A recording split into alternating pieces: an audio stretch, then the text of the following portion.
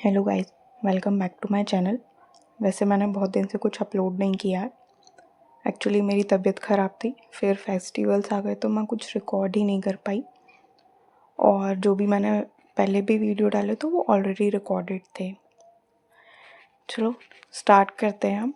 मैंने बोला था कि रेंडरिंग बताऊंगी मैं आपको कि रेंडरिंग कैसे करते हैं। तो फर्स्ट हम देखेंगे पेंसिल रेंडरिंग कैसे होती है। इसमें एक स्ट्रिप लेनी है, कैसे भी आप ले सकते हैं, जो भी आपको कंफर्टेबल हो। उसमें पेंसिल से ड्रॉ करना है रैंडम। और आपने बचपन में, आई नो कि बहुत सारे बच्चों ने ये किया होगा, हमें ड्राइंग में सिखाते हैं। तो उसी तरह से पेंसिल रेंडरिंग होती है, लेकिन इसमें हमें थोड़ा सा लाइंस का ध्यान रखते हुए और स्लोली करना होता है, जैसे कि मैं दिखा रही हूँ। तो रेंडरिंग पार्ट क्या होता है कि स्टार्टिंग से जब हम स्केचिंग सीख रहे होते हैं, हमारा बेसिक होता है फैशन में, तो हम धीरे धीरे बॉडी में शेप्स, फिगर और कर्व्स जैसे देना सीखते हैं। तो ऐसे ही फिनिशिंग देना, आगे आपको स्किन रेंडरिंग जो है वो स्किन कलर से, स्किन पेंसिल से भी मैंने बताई है सेम वीडियो में।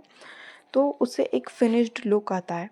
हमारा जो हम स्केच बनाते हैं, जो इलस्ट्रेशन हमने बनाया होता है, उसमें फिनिशिंग, एक टच आता है। और इससे स्टार्टिंग ये भी हो जाती है कि जब हम ड्रेसेस बनाते हैं तो वो भी हेल्पफुल होता है कि ड्रेसेस में कैसे हमें रेंडरिंग करनी है, उसकी प्रैक्टिस हो जाती है। और तो पेंसिल रेंडरिंग तो नहीं काम आती, ये स्टिक फिगर में ही होती है। इसके बाद लेकिन जब हम पोर्टफोलियो में ही लगाते हैं तो उसमें भी हमें फिनिश्ड दिखाना होता है। ऐसा नहीं है कि अधूरा दिख रहा है, क्योंकि वाइट पेपर पे बनाते हैं। तो जब आप कुछ पेंसिल से डिफरेंट किया हुआ है, रेंडरिंग की हुई है, तो वो फिगर और उभर के बाहर आता है। तो इसीलिए हम पोर्टफोलियो के लिए जब ये चीज़ें करते हैं तो वो बेनिफिशियल होता है। दूसरी चीज़, जब ये स्किन रेंडरिंग करते हैं हम या पेंसिल रेंडरिंग करते हैं, तो हमें बहुत सारे आइडियाज़ आ जाते हैं। आगे भी जब हम टॉपिक करेंगे तो उसमें बहुत सारी डिफरेंट चीज़ें आएंगी, बहुत सारी नई नई चीज़ें हम सीखेंगे। जब ड्रेसेस बनाते हैं तो अलग अलग तरीके की ड्रेसेस बनती हैं। तो इसके नेक्स्ट जो मैंने आपको बताया पेंसिल रेंडरिंग के बाद, वो स्किन रेंडरिंग बताई है। तो इसमें क्या है, हमें लाइट्स का, कि कहाँ कैसे बनाना है, क्या है, उसका भी नॉलेज होता है। जैसे ये अभी आप देख रहे हैं कि मैंने चेस्ट पोर्शन जो है, ब्रेस्ट, उसमें एक डार्कनेस आ रही है। जो साइड वाला जहाँ से हमारे कर्व्स हैं उसमें डार्कनेस आ रही है, और सेंटर वाला जो पार्ट है उसमें एकदम लाइट लाइट दिख रहा है, लाइट छोड़ा हुआ है। तो क्या होता है, जब बॉडी, किसी की भी बॉडी सामने होती है तो सामने एकदम लाइट फोकस कर रही होती है और सिर्फ आउटलाइन ही मेजरली दिखती है, जिसमें थोड़ा सा डार्कनेस होता है। सेंटर वाला पार्ट में एकदम से लाइट आ रही होती है, तो वो पार्ट लाइट बनाते हैं। तो इससे हमें लाइट समझने में भी आसानी होती है। अब यहाँ पे हम देखेंगे स्किन रेंडरिंग कैसे करते हैं। तो स्किन रेंडरिंग के लिए फर्स्ट पार्ट क्या होता है, हमने ये जो भी फिगर बनाए हुए होते हैं इसको पहले तो इरेज करना है। बहुत लाइट, जो एक सिर्फ मार्किंग दिखे, ऑलरेडी वैसे मार्किंग पेपर पे हो ही जाती है, तो उसको रहने देना है। बाकी जो पेंसिल के जो जो भी आपका ब्लैकनेस है वो सारी रिमूव कर देनी है। इससे क्या होगा कि जब हम स्किन कलर उस पर करेंगे तो वो मर्ज नहीं होगा। ओके, तो ये बहुत इंपॉर्टेंट पार्ट है, इसका ध्यान रखना है। डायरेक्ट करेंगे तो फिनिशिंग बिल्कुल भी नहीं आएगी।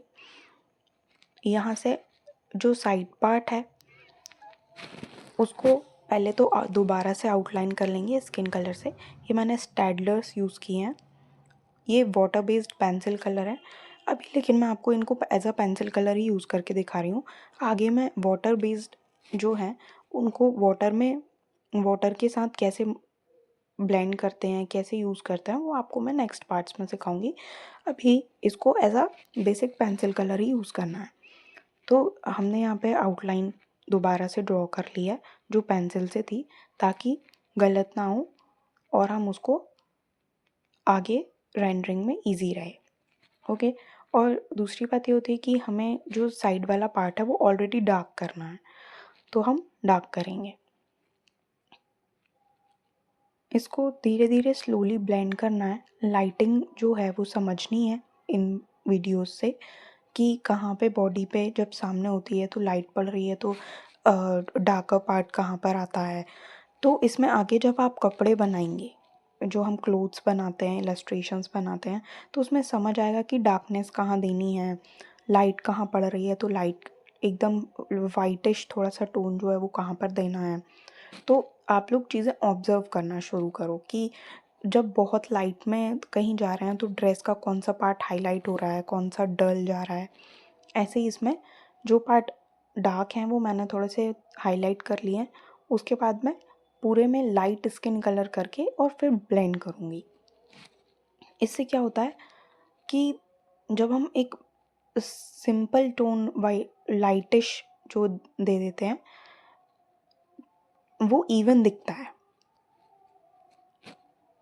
बाद में जब हम उसको डार्क पार्ट जो है उसको हाईलाइट कर देते हैं, यहाँ से आपको देखना है कि कर्व्स पे भी ध्यान देना है कि कहाँ पे हमारा जो कर्व आता है, लाइंस पड़ती हैं, हैंड थोड़ा सा फोल्ड होता है तो जो लाइंस आती हैं बॉडी पे उन पर भी फोकस करना है। तो यहाँ जैसे मैंने लाइट किया, उसके बाद मैं डार्क करते हुए और फिर ब्लेंड करूँगी आउटलाइन पे थोड़ा सा करने के बाद कि बाहर ना जाए। एक रफ फिगर बना लेती हूँ, फिर उसके बाद पूरा लाइट स्किन करके कंप्लीट करूँगी। तो ये सारी चीज़ें आपको बहुत प्रैक्टिस करनी है। पोर्टफोलियो में ये तो मैं आपको बहुत रफली दिखा रही हूँ। पोर्टफोलियो में जब आप रेंडरिंग करते हो तो वो एकदम फिनिश्ड होनी चाहिए। तो ये जब आप अपनी रफ स्केच बुक में जब आप सीख रहे हो, उसमें आपको सारे फिगर्स ऐसे ही रेंडरिंग करके रखने हैं कि जब आप पोर्टफोलियो बनाओगे, पोर्टफोलियो में होगा तो एकदम फिनिश्ड लुक आना चाहिए। वो ऐसा नहीं लगना चाहिए कि आपकी पेंसिल दिख रही है या प्रॉपरली कलर मर्ज नहीं हुआ है, तो वो कम्प्लीटली मर्ज होना चाहिए। यहाँ पे मैंने कंप्लीट बॉडी में स्किन कलर एक बार ही कर दिया है। इसके बाद हाइलाइट्स देने के लिए मैं डार्कर जो पार्ट्स होते हैं उनको डार्क करूँगी ताकि हाइलाइट्स और अच्छे से विजिबल हों कि बॉडी पे लाइट कहाँ पर पड़ रही है। इसका 100% यूज़ आपको ड्रेसेस बनाने में होगा। जब आप ड्रेस बनाते हैं, अगर आपने उसमें हाइलाइट्स और डार्कर शेड्स जो हैं वो अगर प्रॉपरली नहीं दिया है और नहीं सीखा है करना कैसे करते हैं, तो आपकी ड्रेस की ड्रेप्स जो हैं, आपकी ड्रेस कैसे फॉल हो रही है, कहाँ से लाइट पड़ रही है, क्या आपकी ड्रेस के पार्ट हैं, वो आपको आप एक्सप्लेन नहीं कर सकते। आपको किस तरह से फैब्रिक कौन सा शो हो रहा है, फैब्रिक पे कितनी लाइट पड़ती है, वो बहुत सारी चीज़ें एनहेंस होती हैं। जैसे कॉटन जो है उसमें बहुत ज़्यादा लाइट पड़े इस तो भी शाइन नहीं करता, लेकिन सिल्क या शैटिन जब हम यूज़ करते हैं तो उसमें लाइट पड़ती है तो वो शाइन करता है। तो ऐसे आपको हाइलाइट्स और डार्कर शेड्स जो हैं वो कैसे यूज़ करना है वो बहुत इम्पॉर्टेंट होते हैं।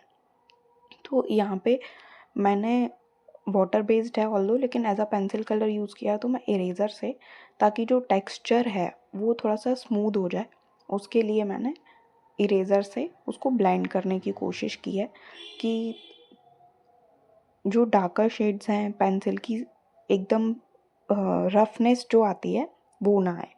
तो कोशिश करना है, आप जैसे भी थोड़े बहुत ड्राइंग करते होगे तो बेसिक जो ड्राइंग्स हैं वो कैसे करते हैं। अब यहाँ पे मैं आपको बता रही हूँ, देखो मैंने यहाँ पे पेंसिल के ऊपर करने की कोशिश की है तो वो ब्लैकनेस आ रही है, उतना स्मूथ नहीं दिख रहा जो लेफ़्ट वाले फिगर में दिख रहा है।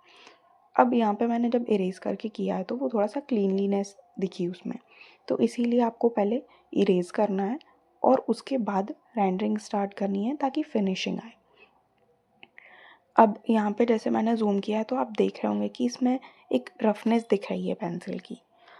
तो जब हम water based pencil colour use करते हैं तो वाटर से ब्लेंड हो जाता है ये।